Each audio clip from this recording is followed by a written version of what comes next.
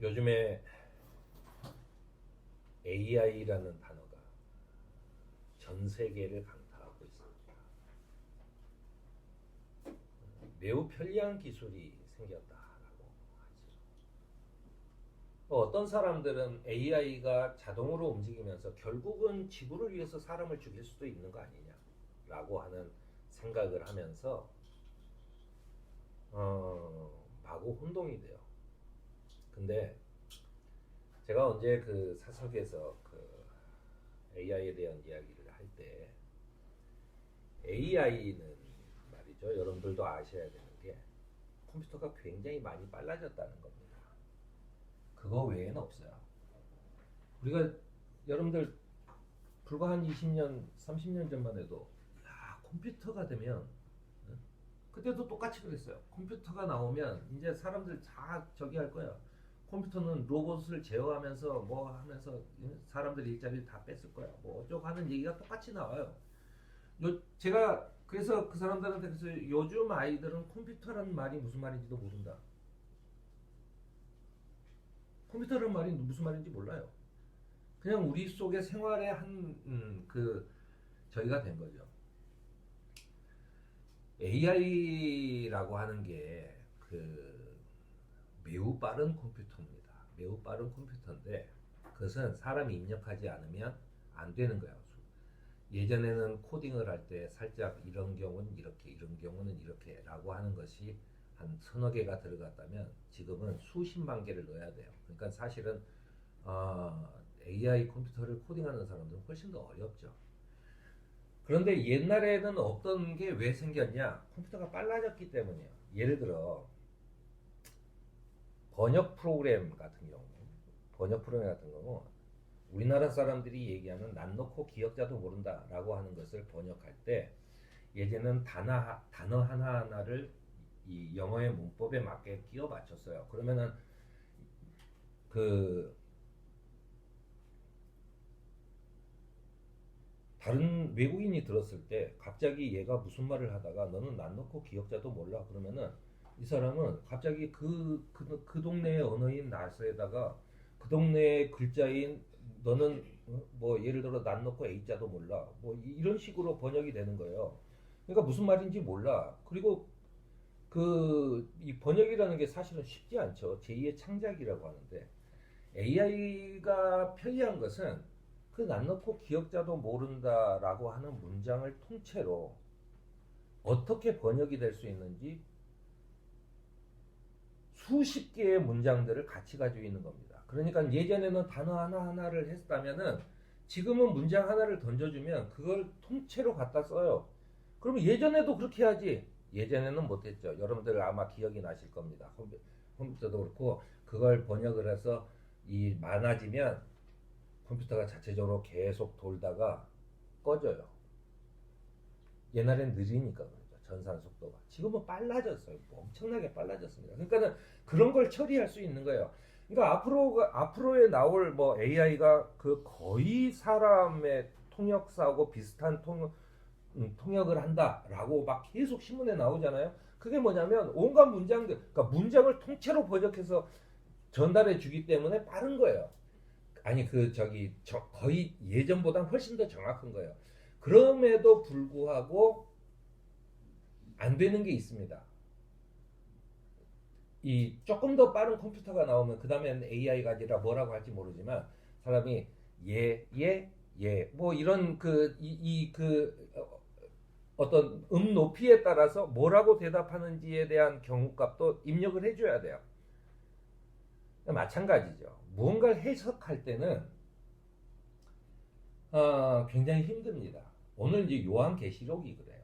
요한계시록은 수없이 많은 사이비 종교, 기독교를 베이스로 하는 그 사이비 종교들이 많이 쓰는 성경이 요한계시록이고 정작 교회에선 별로 안 읽는 성경이 또 요한계시록이에요.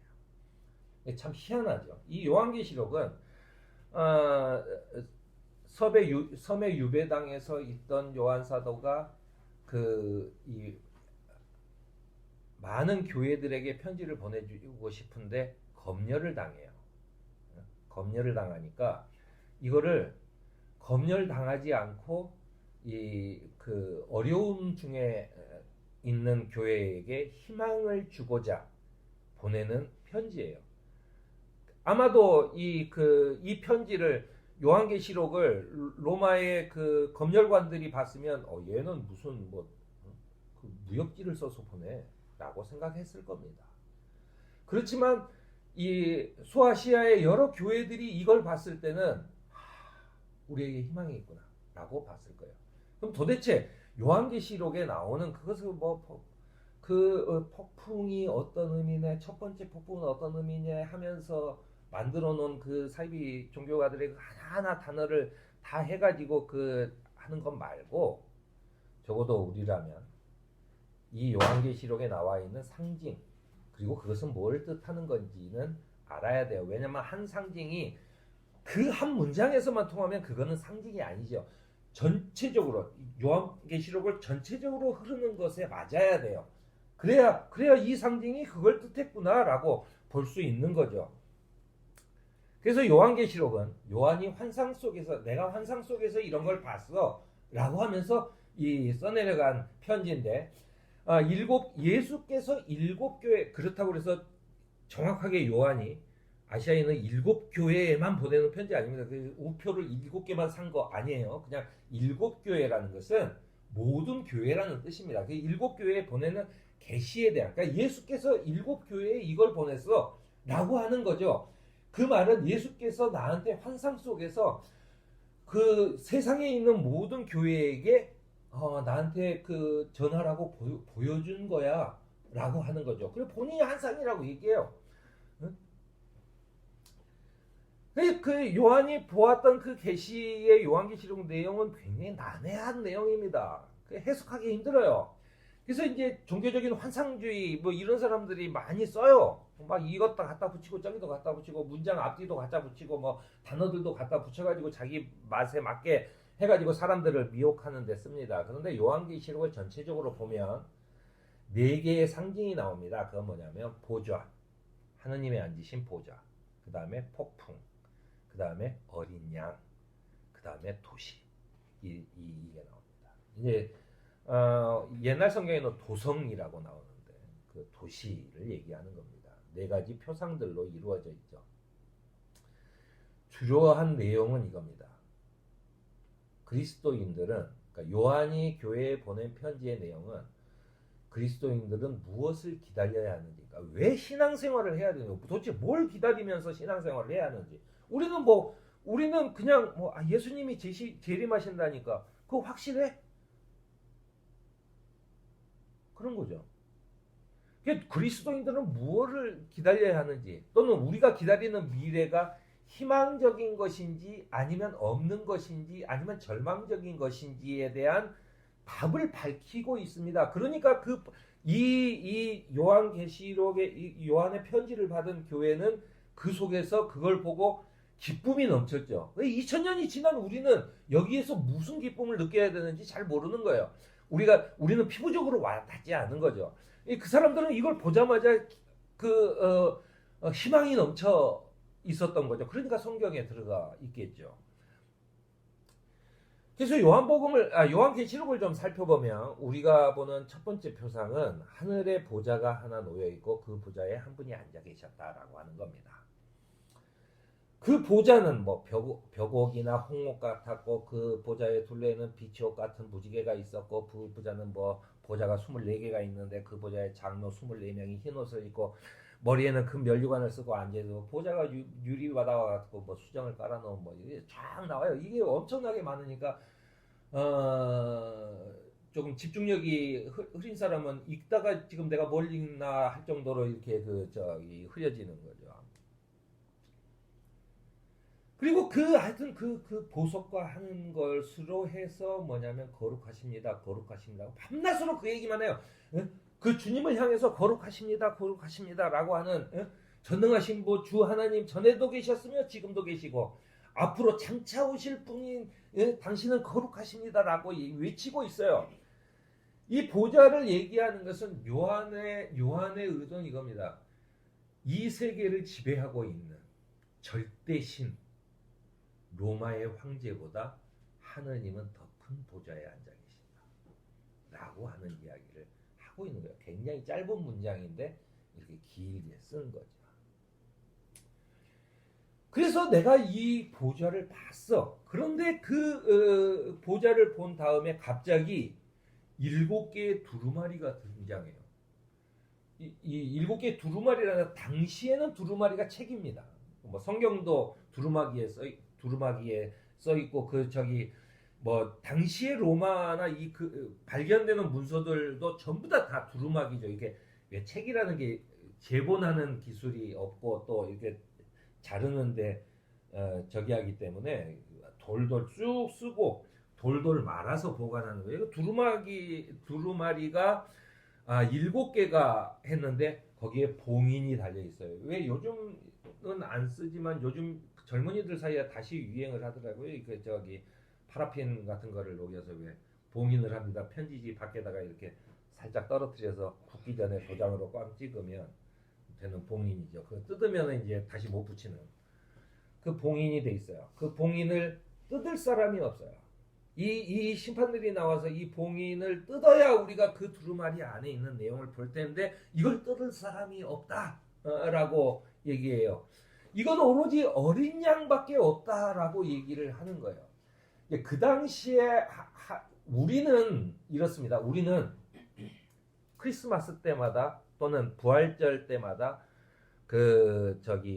뭐 사순절 때마다 우리는 항상 하는 얘기가, 우리 세상죄를 지고 가시는 저 어린 양을 보라라고 하는 게 우리 머릿속에 있어요. 그러니까 누구든 갑자기 어린 양 그러면 예수님 하고 바로바로 나와요. 그런데 당시에는 그 예수님이 굳이 예수님을 어린 양이라고 하진 않았고, 물론 전혀 않지는 않았겠지만 아무튼 이 어린 양이다라고 얘기를 하는 거예요. 어린 양밖에 없다는 거예요. 죽임을 당하신 어린 양은 아마도 사도 요한이 그 교인들이 못 알아들을까봐 이렇게 좀 쓴 것 같은데, 죽임을 당하신 어린 양 이렇게 꼭 얘기를 해요. 그 어린 양이 누군지 너희는 알지? 로마는 몰라. 너희는 알지? 나도 알고. 이런 얘기죠. 권세와 부와 지혜와 힘과 존귀와 영광과 찬양을 받으시기에 합당합니다라고 하는 찬양이 들려오기 시작하는 거야. 갑자기 이 어린 양이 이 두루마리에 다가가자 아무런 일도 일어나지 않아요. 그리고 그 인을 떼기 시작하죠. 인을 탁 뜯어내는 거예요. 그 어린 양이. 그러니까 갑자기 천지가 진동하며 폭풍이 몰아쳤다라고 하는 거예요. 그건 당신들이 겪어봤던 폭풍보다 훨씬 더 큰 거다라고 얘기하는 거예요. 요한계시록에서 밝히는 심판이라는 것은 먼저 7개의 두루마리에서 7개의 인이 떼어지고 7나팔을 든 7나팔이 천사들에 의해서 울려 퍼지면서, 천사들이 이렇게 그 봉인이 떼지자 나팔이 울려 퍼지면서 7천사들이 7개의 대접을 가지고 나와요. 그리고선 그것을 땅에 탁 쏟는 거예요. 이걸 땅에 탁 쏟는데 그 속에서 나와가지고 폭풍이 일어나요. 세상을 다 쓸어버리는 폭풍이 일어난다는 겁니다. 이게 굉장히 무협지 같은 얘기죠.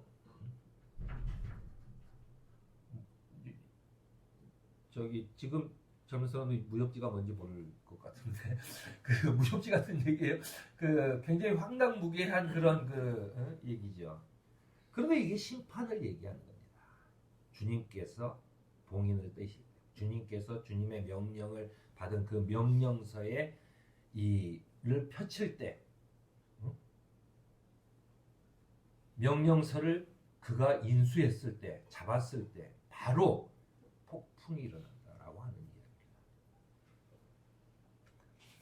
우리가 정의라는 것을 얘기할 때 우리가 아는 상식으로는 이겁니다. 상선벌악이라고 해서 선한 일을 하면 상을 받고 악한 일을 하면 벌을 받는다라고 얘기합니다. 그런데 그 당시에도 그렇고 지금도 그렇고 인간 세상에 나타나는 정의는 상선벌악이 별로 지켜지지 않아요. 누구나 입을 열면 상선벌악을 얘기합니다. 착한 사람은 복을 받고 악한 사람은 벌을 받는다라고 얘기해요. 하지만 잘 이루어지지 않아요. 안 이루어지는 경우가 훨씬 더 많습니다. 응? 벌을 받아야 될 죄인이 진짜 나쁜 사람이 훨씬 더 잘 되는 경우가 많아요. 그러니까 예수께서도 뭐 옛날이나 지금이나 마찬가지로 예수께서도 그 가늠한 여인 얘기에서 너희 가운데 죄가 없는 사람이 먼저 이 여자에게 돌을 던져라 했을 때 아무도 못 던졌다는 이야기를 하시는 겁니다. 우리는 죄가 없다 그러고 나는 정의롭다고 얘기를 하지만 사실은 나도 정의롭지 않아요. 나도 내 가족이 있고 그런 거잖아요. 내가 진짜로 모든 일에 정의로우면 나는 살지 못하죠. 저 주변에 친구가 하나도 없죠. 그 작은 정의에서부터 큰 정의에 이르기까지 사실은 그 인간 사회에서는 완전한 정의가 있기가 어렵다라고 하는 이야기를 합니다.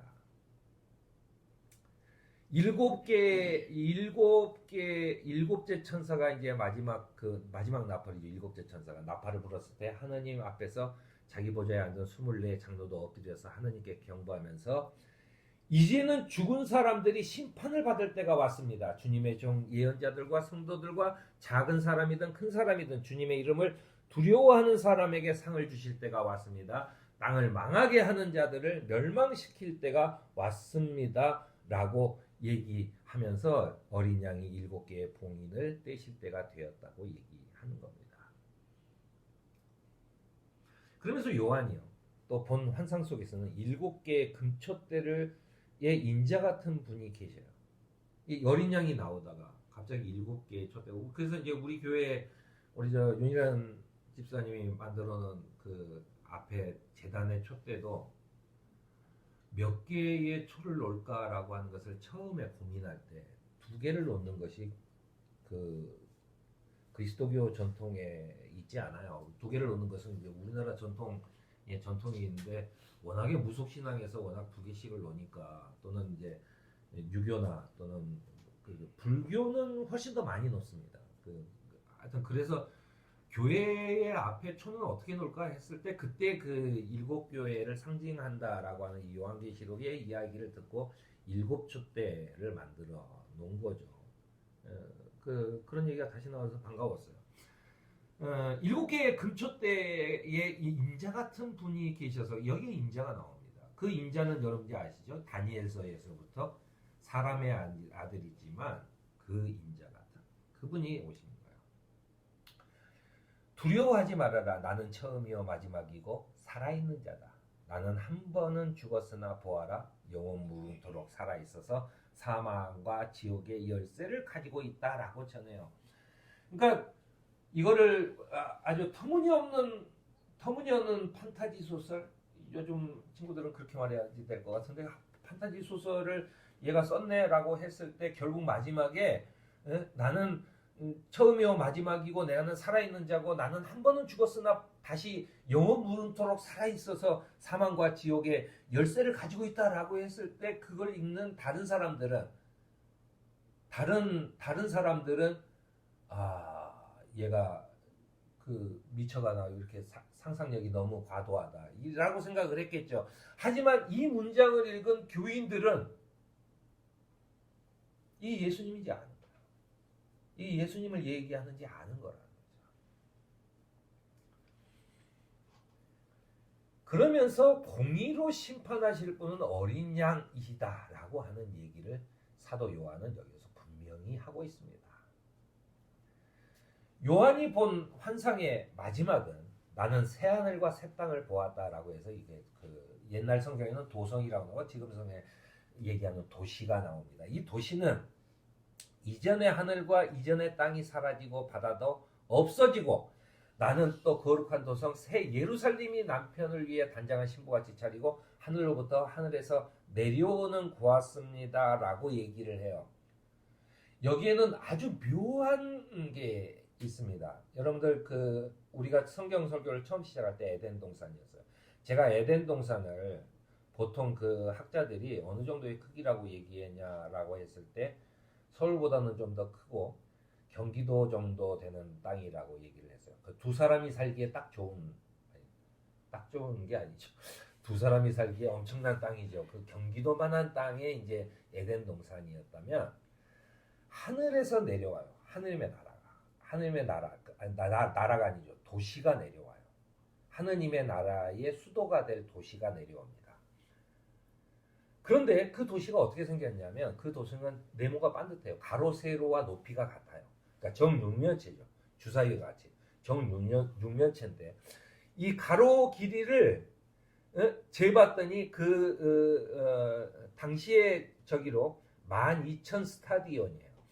여러분들 가진 새벽 성경에는 이것을 환산하면 지금으로 약 2,200km라는 거예요. 그러니까는 뭐냐면 에덴 동산의 크기에서 하느님의 도시는 엄청나게 커진 거죠. 2,200km의 가로 세로의 길을 가졌고 높이도 2,200km의 그 도시가 하늘에서 내려온다는 거예요. 제가 2,200km가 어느 정도 될지를 상상해 봤는데 상상이 안 가요. 그래가지고 제가 자료를 좀 찾아봤습니다. 2,200km가 어느 정도 되냐면요. 우리나라 제주도 밑에 있는 마라도에서 함경북도 온성군이 제일 끝자락입니다. 함경부터 온성군까지가 1,146km예요. 그러니까 무슨 말이냐면 그 도시가 우리나라 땅 이 제주도부터 저 위에 끝까지의 딱 2배가 되는 거예요. 2배가 되고 가로도 2배가 되고 위로도 2배가 되고 지금은 이제 우주를 다 잘 뭐 인공위성도 돌고 하니까 아시겠지만은 2,200km 올라가면 거긴 지구가 아닙니다. 네, 우리가 아는 그 인공위성 같은 게 한 500km 정도에서 돌기 때문에 우주죠 거기는. 아무튼 그렇게 큰 그러니까 왜 그거를 그냥 만 스타디움이다라고 얘기를 할 수도 있었는데 왜 굳이 요한은 12,000 스타디온이라고 얘기했는지 잘 모르겠지만 아무튼 그 어마어마한 크기가 나오는데 그거는 제가 이 설교문을 쓰고 보니까는 거기에 대한 근거를 안 적어놨더라고요. 요한계시록 이제 앞에 21장 1절에서 2절까지 있잖아요. 그 도성에 대한 이야기는 요한계시록 21장 9절에서 27절까지 쭉 설명이 나옵니다. 그거 뭐 이렇게 무슨 뭐 어떻게 무슨 보석이 깔려 있고 뭐 이런 얘기예요. 그 큰 도시에는 근데 재밌는 부분이 요한이 이렇게 하면 그 큰 도시에는 성전이 없어요. 교회가 없어요. 그래서 왜 성전이 없지? 라고 했더니 그 도시 전체가 성전인 거예요. 뭐 그런 얘기입니다. 이거는 하느님과 그의 백성의 관계가 처음에 에덴 동산에서 하느님의 나라로 바뀌었다는 것을 얘기합니다. 그러니까 우리가 기다리는 것은 에덴 동산이 아니고 에덴 동산과 같이 좋았던 하지만 지금은 훨씬 더 좋아진 이 하느님의 나라 그리고 그 도성을 오니 그 천둥 번개를 치고 그 예수 그리스도를 통해서 같이 올 것이다. 2,200km짜리의 그 도시가 우리에게 올 것이다 라고 하는 이야기를 하는 겁니다. 그러면서 뭐라고 얘기하면은 이것이 바로 새 하늘과 새 땅이다 얘기하는 거예요. 새 하늘과 새 땅이다. 이 도시에서는 사망이 생명으로 바뀌고 밤이 빛으로 바뀌며 타락은 순결로 바뀐다라고 얘기합니다. 그리고 나서 얘기하죠. 우리가 드디어 하느님의 얼굴을 뵐 것이며 하느님과 함께 살게 될 것을 분명히 얘기하고 있습니다. 즉 처음 얘기로 돌아가서 요한이 우리에게 도대체 우리가 누구를 기다려야 하는지 우리가 구원을 계속 기다려야 하는지 라고 하는 우리가 기다리는 것이 진짜 희망인지 아니면 절망인지에 대한 확신이 안 섰을 때 너희들이 기다려야 하는 것은 바로 이거다라고 눈에 보이는 시각적인 효과를 주는 이 말로 맺고 있는 것입니다. 그러면서 요한계시록의 마지막은 이거요. 가장 중요한 거죠.